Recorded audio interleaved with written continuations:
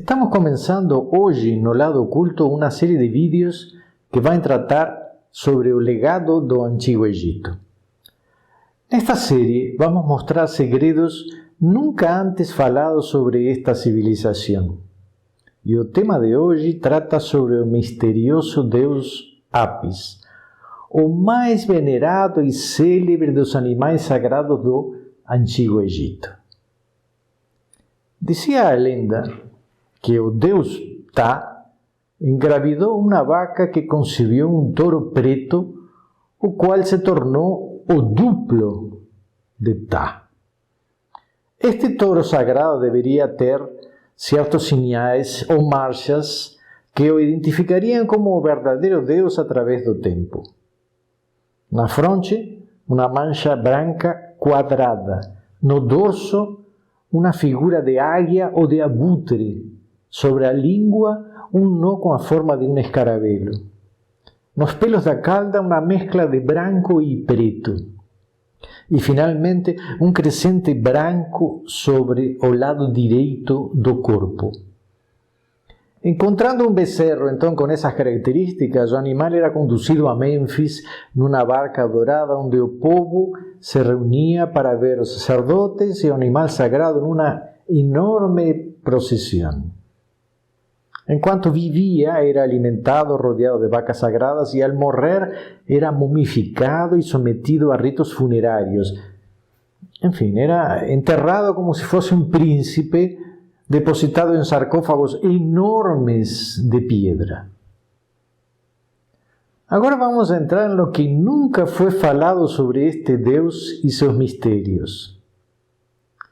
Minhas dúvidas, nos anos 80, era descobrir se estes touros tinham ou não essas manchas que eram pintadas e tatuadas, como meus colegas falavam. É decir, eles acreditavam que esses touros eram touros comuns, que podiam ser pintados ou desenhados de alguma maneira para enganar o povo. Em realidade, hoje fica claro para mim que cada 14 anos aparecia no Egito um touro exatamente igual ao outro que tinha morrido. E isso nos deixa com a possibilidade dos antigos egípcios conhecerem formas de criar clones de touros, como hoje acontece no mundo. Fora esse fato, que já em si é impressionante, vamos entender melhor o que é definido na egitologia como simbolismo. O deus Apis era considerado uma antiga divindade agrária, deus da reprodução, da fertilidade e a força criadora. Bom, as tradições orais nos dizem que os faraós mandavam a todos os templos bois, filhos do grande deus Apis, treinados para trabalhar, e estes eram entregues aos camponeses que exploravam as terras dos antigos templos. E esta tradição oral explica o significado de aquele simbolismo. Então percebemos uma fórmula agrária de produção do Estado. Todos os templos perteneciam ao faraó, o que facilitava o trabalho agrícola com a maior máquina existente naquela época, que equivaldria hoje a tratores e colheitadeiras. Sem eles, o Egito não teria sobrevivido no meio de um deserto. Os camponeses recebiam as ferramentas, grãos, terra, caça, e depois tinham que aportar 33% ao templo, que servia a sua comunidade. 33% ao faraó, o Estado que os protegia, construía canais, estradas e templos. 33% ficava com ele.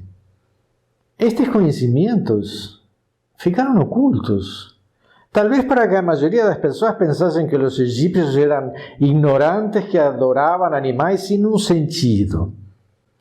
E assim não perceber que existia uma reforma agrária no Antigo Egito melhor que qualquer uma já criada. Endeusar a natureza era uma forma de preservá-la, o mesmo que estamos tentando fazer hoje com pássaros, animais, peixes. Nos próximos vídeos estaremos apresentando uma explicação absolutamente natural de todos os deuses egípcios, seu simbolismo e sua importância no desenvolvimento da civilização que deu origem à nossa cultura.